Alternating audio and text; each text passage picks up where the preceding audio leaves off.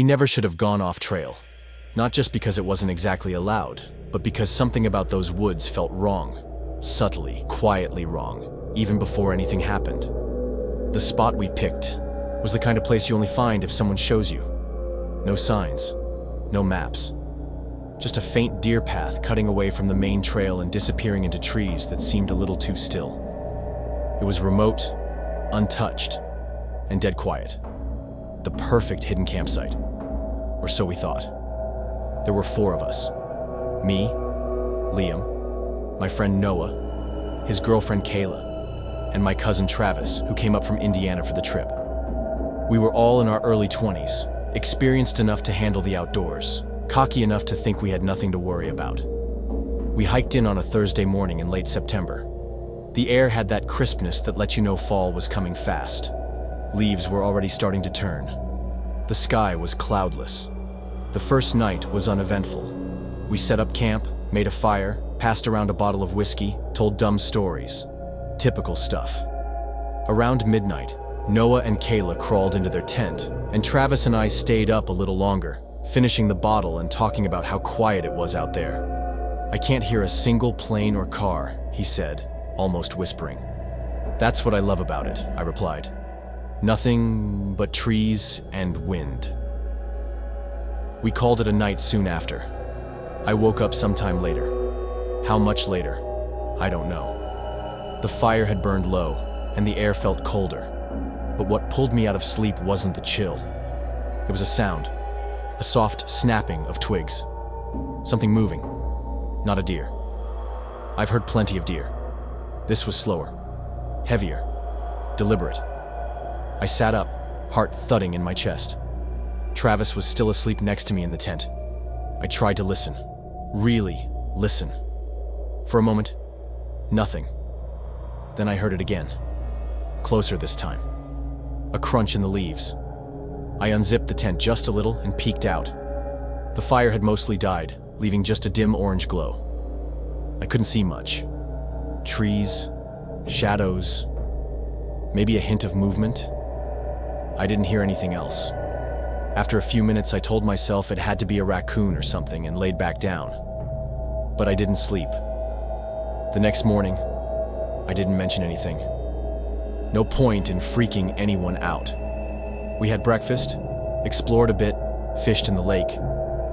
That night we sat around the fire again, drinking a little more, laughing a little louder. Nothing felt wrong. Until we went to bed. That second night was colder. I woke up again around 3 a.m., and this time, I knew I wasn't imagining it. Footsteps, outside the tent. Slow. Crunch. Crunch. Pause. I held my breath. Travis stirred next to me, but didn't wake up. I was fully awake now, adrenaline pumping. I reached quietly for the multi-tool I kept in my pack. Then I heard something that turned my blood cold. It was breathing, just outside the tent. Ragged, shallow, like someone who'd been running or panting. And then, it touched the tent. Not an animal brushing past. A hand, pressing in the fabric near my feet. Slowly moving up.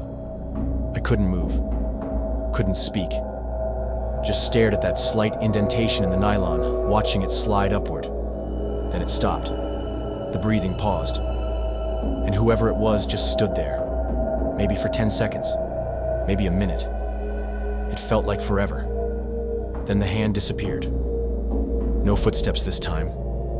Just silence. I didn't sleep the rest of the night. At first light, I got up and checked the area. Nothing. No prints, no sign of anything unusual. But I knew what I'd heard. I told Noah and Kayla that I thought someone might be messing with us. "Out here," Noah said. "Come on. Who the hell would be in the middle of nowhere creeping around tents at night?" I didn't have an answer. We agreed to pack up and head out the next morning. One more night. I wanted to believe we'd be fine. That night, we built the fire bigger. Nobody drank. We were all quiet, listening. At one point, we thought we heard something in the distance. Branches breaking maybe, or a faint whistle, but nothing came close. By midnight, we were in our tents. I didn't sleep. Not even a little. I lay there, multi-tool in my hand, staring at the top of the tent, willing the night to pass. And for hours, it did. Until just after 4 a.m. This time, it wasn't footsteps that woke me. It was Kayla screaming. We all tore out of our tents. Kayla was in tears, pointing into the trees. Noah had his flashlight and was shining it wildly into the darkness. "Something was looking at me!" she kept yelling. "It was just standing there!" We searched for half an hour. Nothing. No movement. No eyes in the light. Just trees and shadows, and silence. We didn't wait for sunrise. We packed up in 30 minutes and hiked out in the dark. We didn't talk, just moved.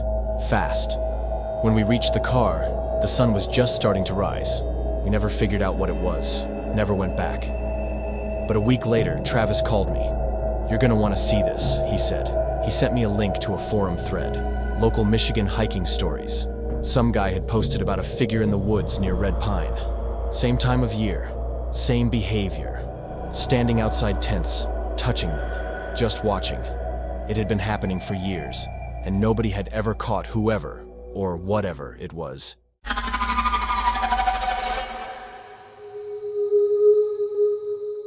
It started with a light.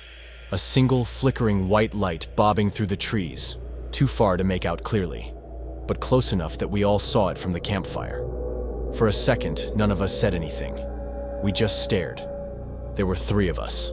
Me, Jason, my friend Mark, and his buddy Chris. We were on a weekend trip out in the White River National Forest, somewhere between Rifle and Glenwood Springs. Mark knew the spot, somewhere remote. A clearing near an old fire road that hadn't been used in years. It was supposed to be peaceful, secluded, and it was, until the second night. The first day had gone fine. Uneventful hike in. Cold, sure, and quiet, but beautiful. We pitched our tents, built a fire, ate those bland, freeze-dried meals that taste amazing when you're starving. Then we sat around swapping stories and sipping whiskey from our metal mugs.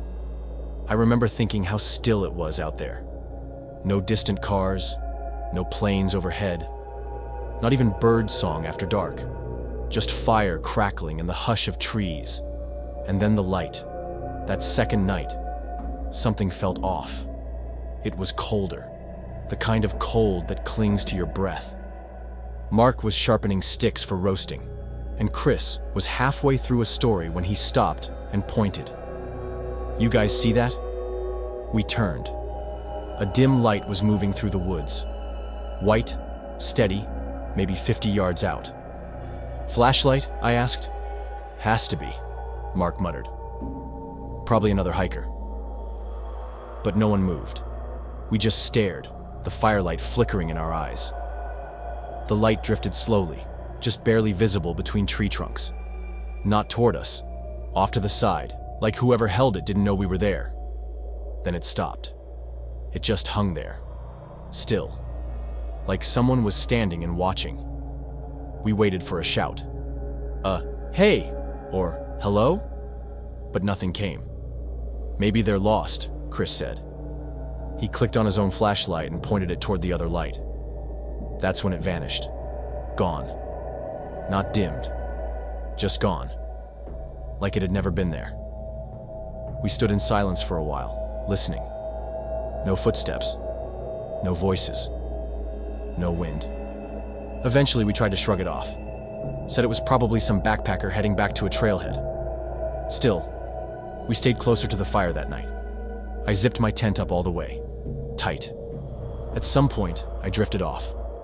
I woke up later. No idea what time. The fire was low, just glowing coals. What brought me out of sleep wasn't cold or noise. It was something else. I lay still, trying to figure it out. Then I heard it.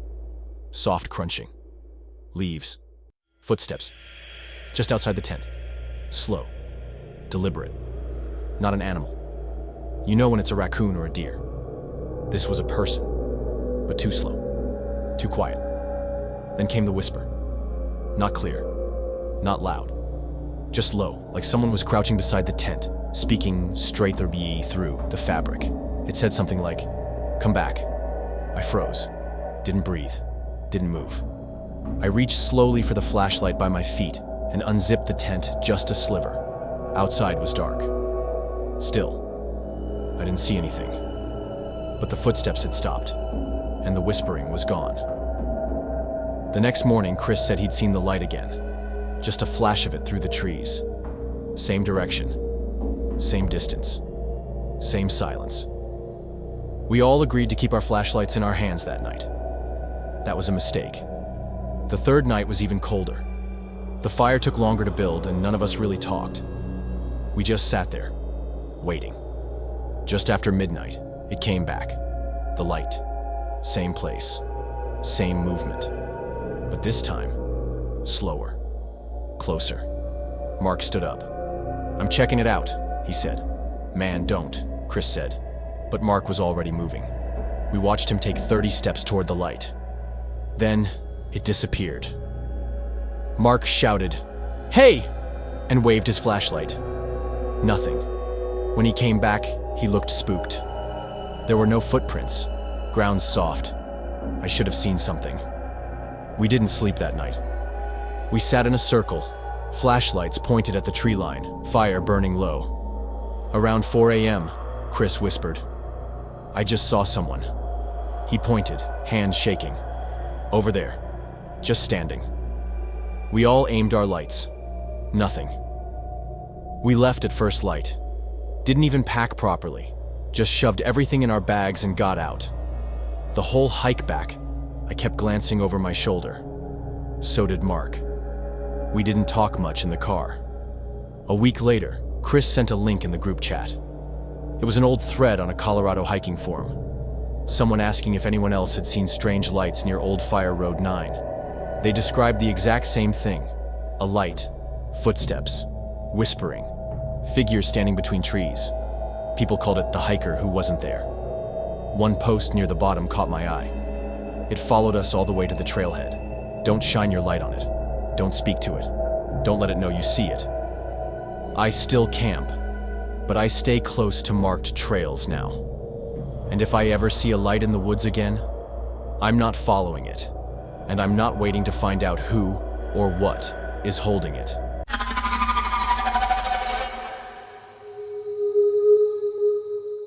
I've done dozens of solo hikes, but I don't talk about this trip. Not much. Not because I'm scared to, but because people either don't believe me, or worse, they do. It was early October, shoulder season in Washington State. Cold nights, crisp days. I took 3 days off work and drove east, deep into the Wenatchee National Forest, aiming for a little-used trail a buddy had mentioned. Not an official path, just one of those locals-only routes that ends in a hidden meadow you won't find on any map. Perfect, I thought. Quiet, isolated, no one to worry about but me.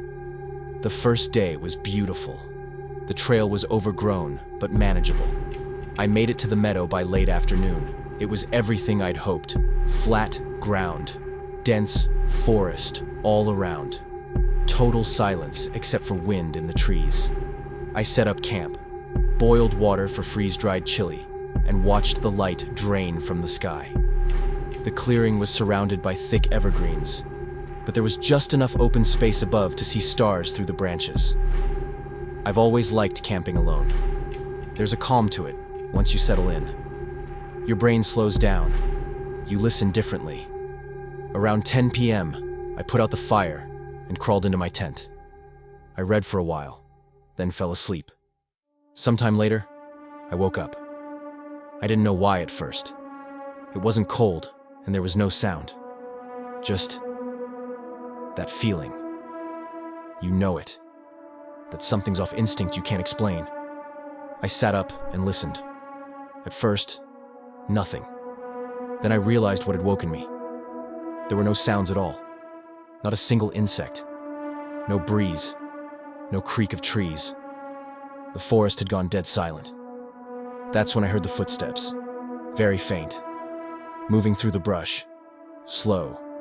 Deliberate. coming from the tree line behind my tent.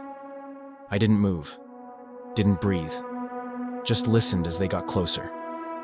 Then they stopped, maybe 15 feet from my tent. Still, no wind, no insects. Just the silence and the thing standing there.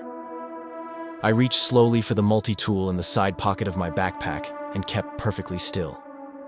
Minutes passed. I could hear my own heartbeat. No more footsteps, no breathing, nothing. Finally, after what felt like 10 minutes, I unzipped the tent just an inch and peeked out. There was nothing there. No shadow, no figure, just trees and darkness. I didn't sleep the rest of the night. Just sat in the tent with the multi-tool in my lap, waiting for the sky to turn gray. By morning, I'd almost convinced myself I imagined it. But when I stepped out of the tent, I saw it.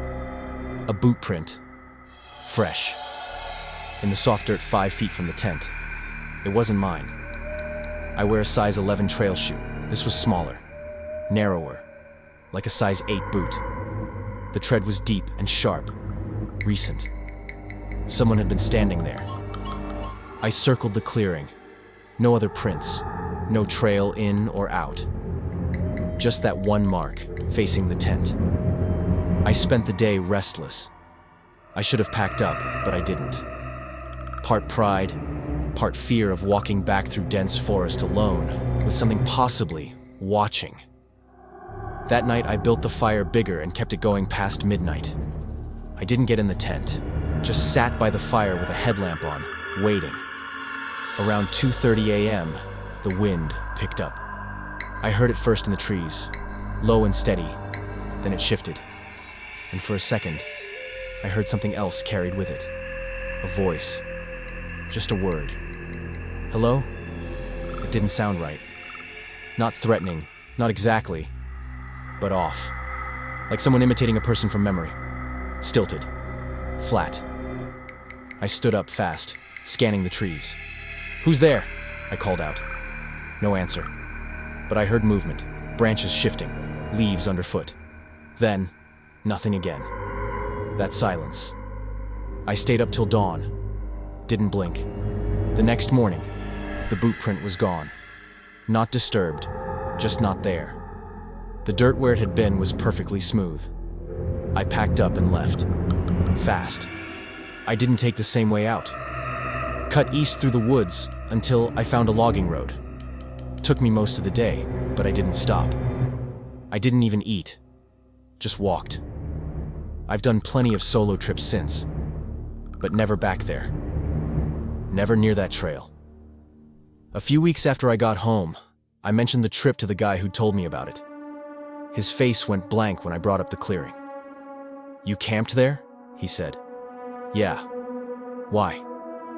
He hesitated. "Most people I know avoid it. Place has a weird history. Some guy went missing there in the 80s. Left all his gear behind. Tent zipped shut. Just vanished. Locals say it's cursed or haunted or something." I asked if he was messing with me.